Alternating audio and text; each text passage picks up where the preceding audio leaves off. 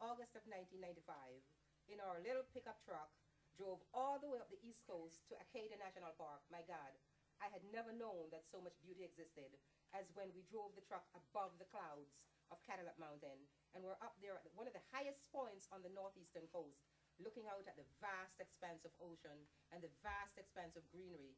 And I saw the sign Acadia National Park, but it didn't really register with me what National Park meant. And then as we continued around the country up to Canada to Niagara Falls, I guess when I went to Niagara Falls, I would have been excited if I hadn't just seen Acadia. But somehow Niagara Falls and the man interruptedness of it paled in comparison to the great natural vistas that we had seen in Acadia. And then continuing on to the Badlands National Park, where we saw the earth configured into phantasmagoric shapes that I couldn't even envision. It looked like the temples of Egypt and Asia.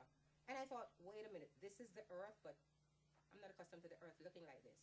And then, as we talk about in the book, we proceeded on up to Mount Rushmore, which is fairly controversial.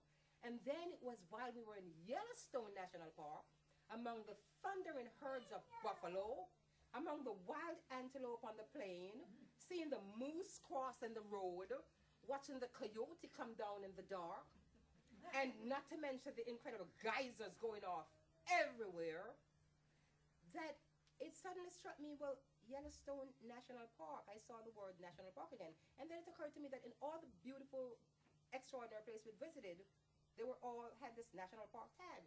So I said, well, what the hell is a National Park? Because I didn't know.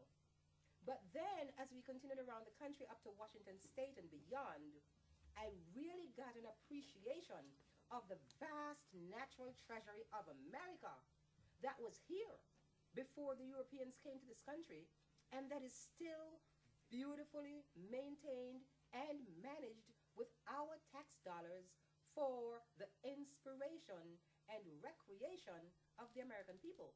And I was like, wait a minute, well, how come the American people who are experiencing this are so monochromatic?